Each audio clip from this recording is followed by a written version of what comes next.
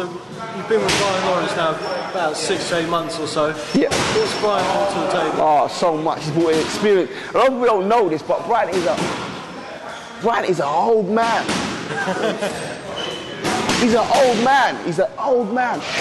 I'm not even going to tell you his age, but Brian's an old man. He's got many years of boxing experience. You know what I mean? So that's what Brian just daily. He just oozes experience. He doesn't speak for the sake of speaking. So everything he says, we take on board, because he doesn't say. If there's something to be said, he won't say it. So anything he says, I'm just taking on board, man. Taking on board. Sure. You know, you're looking at European world level.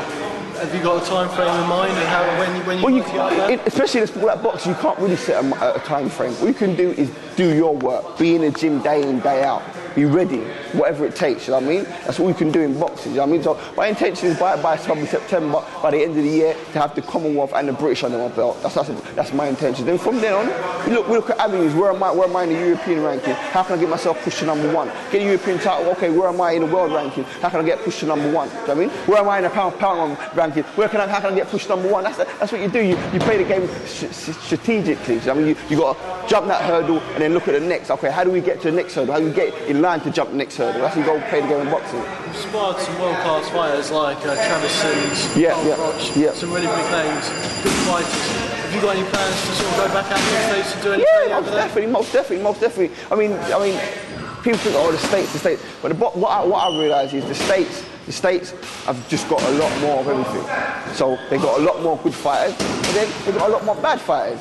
They got a lot more good trainers, but then they got a lot more bad trainers. Do you understand? So it really, truly, it's not just a case of going to America. It's a case of going to the right place in America and being around the right people. You've got to just go to America and say, hey, I'm in America. Who are you sparring with? Who are you training with? Do you know what I mean? You're training with a bum who's double the bum than the trainer over here, because he's had double the bum experience being a bum. So I mean, definitely, my intention is to conquer America and conquer the world. We've seen Ricky Hatton and Joe Calzaghe go out and headline in Vegas. Yeah. Is that a dream of yours, to go out and headline in America? Of course, no doubt. That'll be everyone's dream. Do you know what I mean? Especially coming from America, coming from England, going over to America and seeing the stage being a big game, there would be a real big thing. Yeah. You know what I mean? Okay. There's been quite a lot made about you sort of have done for achieving as an amateur, or certainly professional career. You know, you look to be one to watch in the pros now, having not sort of gone to the ABAs, etc. as an amateur. Tell us a bit about your amateur background, because it's not what people make out, is it? Man, you see me now, I'm flashy. You know what I mean? I'm flashy. In amateurs, they don't like that. I'm saying, like boxing is a crazy sport. It's not even boxing. The English people are very strange people. You can get a young football player who does all the moves Ronaldo does, yeah? I'm not a football player, so I don't even know what I'm doing. But that's all the moves Ronaldo do, and the trainers will be in awe of Ronaldo. You get a young child that does it, oh no, don't do that, pay this formation. Same in boxing, yeah? You've got the Cubans, the box stylish and flashy, yeah? Everyone's in awe of them. The Europeans, the Americans, the British, they're all in awe of them. You get a kid from England like me, from South East London, who boxes with that little flashy style. They didn't accept me, they let me in. They had me once training up at the England squad training, yeah? I'm not going to name who I was sparring with. They didn't have me back down there, yeah? I went in the ABAs 4 times, yeah? They rolled me every single year, but I knew from a very long time in my amateur career, I wasn't going to make it as top in amateur boxing.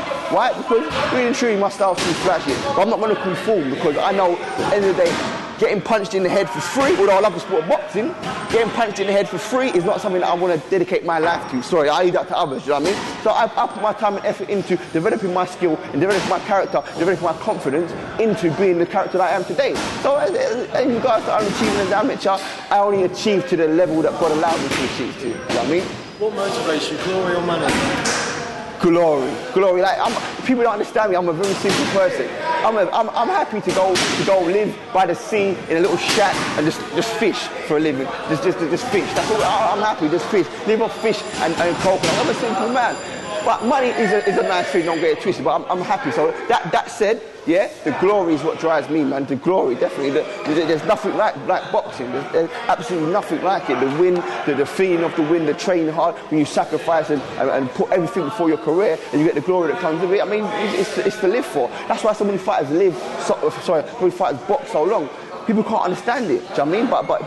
But when you're on that top level, and I can imagine now, just never been on that top level, when you're on that top level and everyone's come to see you as a fighter, there's only 2 people in the ring. Generally, if you're the main event, you're the house fighter, you're champion, people come to see you. Do you know what I mean? So that feeling there is something you can't kind of walk away from. Do you know what I mean? So the glory is a major part of the boxing, but the money is obviously an inspiration as well. Sure.